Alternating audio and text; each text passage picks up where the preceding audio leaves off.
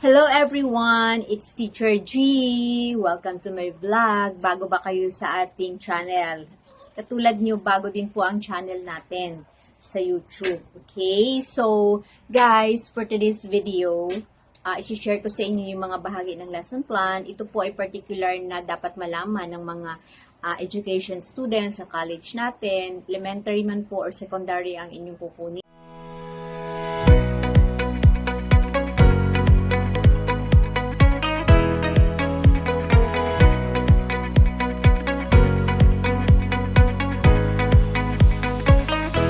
Narito ang mga bahagi ng lesson plan. Okay, gusto niyo bang malaman?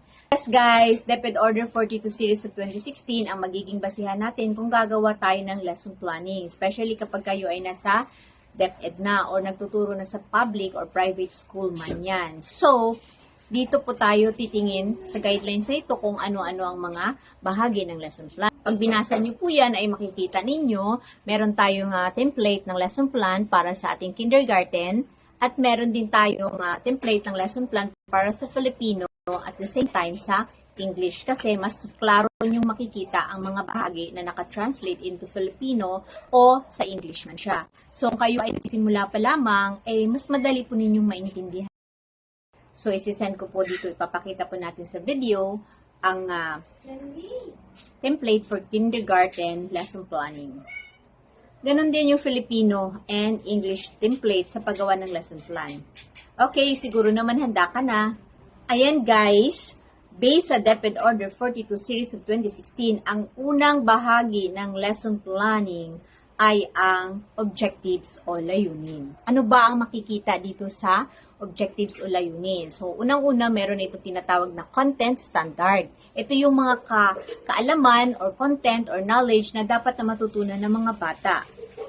Okay? Meron din tayong tinatawag ng performance standard. Ito naman yung mga kakayahan or skills na dapat na ma-develop ng mga bata upang magamit nila sa kanilang, hindi lamang sa kanilang pang-araw-araw na pamumuhay, kundi sa tinatawag nating lifelong learning. Okay. Sa bahagi o sa ilalim ng content standard and performance standard, nandoon yung mga layunin kung saan makikita ang competency o ilalagay ang competency for the particular week. At sa ilalim naman ng learning competency ay nakalagay ang naka-unpack na learning objectives for the particular day. Kung ano lamang ang nais nating ma-achieve para sa araw na yan, yun lang po ang ating ilalagay doon na layunin para maging SMART. Sabi nga, SMART to make it specific, measurable, attainable, result-oriented, and time-bound. Okay, so SMART po talaga, hindi natin nakakalimutan.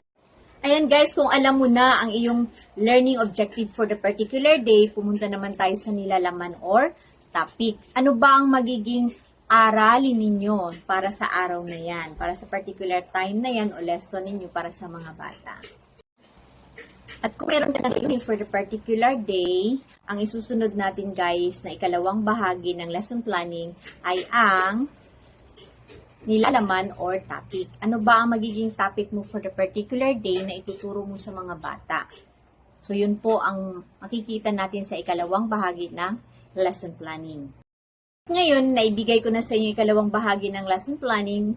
Ang ikatlong bahagi naman ang aking ituturo sa inyo. Ito ay ang learning resources o mga kagamitang panturo. Ano nga ba ang mga halimbawa ng learning resources o kagamitang panturo? Pwede kayong gumamit ng real objects o realia na tinatawag, yung mga totoong bagay na magagamit nyo para sa pagtuturo kung saan mas madaling makakonek ang mga bata based sa research. Pangalawa, pwede din kayong gumamit ng larawan o picture.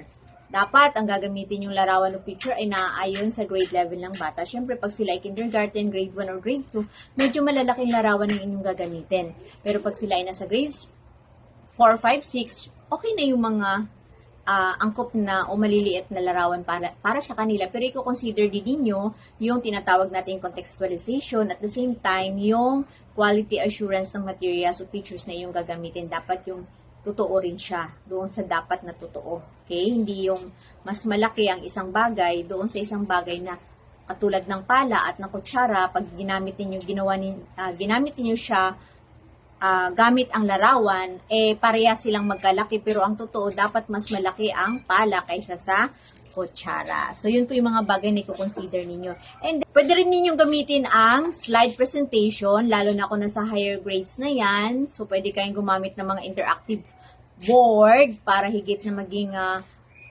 makapag-participate at maging active ang inyong mga learners sa pagtuturo. So, yun po yung mga bagay na pwede ninyong idagdag o gamitin na under doon sa mga kagamitang panturo o learning resources. Ayan guys, so ngayon, ituturo ko sa inyo ang ika-4 na bahagi ng lesson planning. Ito ay ang procedures or pamamaraan. Nais ko lang kayong tanungin, ilan kaya ang mga bahagi ng pamamaraan or procedures?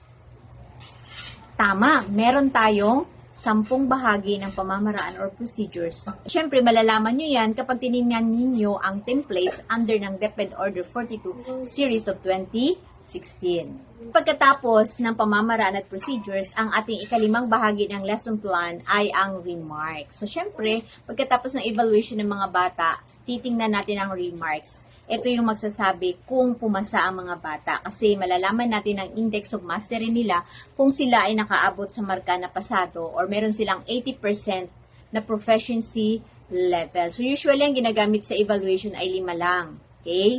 Lalo na kung formative test yan, daily formative test. So, 5 lang po ang usual na binibigay kung yan ay paper and pencil. Okay. So, guys, ang ika-6 na bahagi ng ating lesson planning ay ang reflections. Siyempre, si teacher magre-reflect siya kung 80% ng klase niya ay nakakuha ng 80% proficiency level. So, ano ang gagawin niya doon sa kanyang 20% na learners? Okay? Siyempre, kung hindi nakakuha ng 80% proficiency level ang kanyang mga bata, remedial teaching po ang ibibigay sa mga bata. Ngayon, kung lahat naman ay pumasa, nakakuha ng 80% proficiency level ang buong klase, si teacher ay magpo-proceed sa susunod niyang lesson for tomorrow's lesson. And then, syempre, so bibigyan naman ng activity sheets or enhancement ang mga bata na nakakuha ng 80% proficiency level. So, nawa makatulong ang video ito. Thanks for watching. Sa mga hindi pa po nakasubscribe, please subscribe na po. Click the subscriber buttons and then like, share, and follow nyo po for more information and learning about sa teaching and learning po. Happy viewing. Thanks for watching.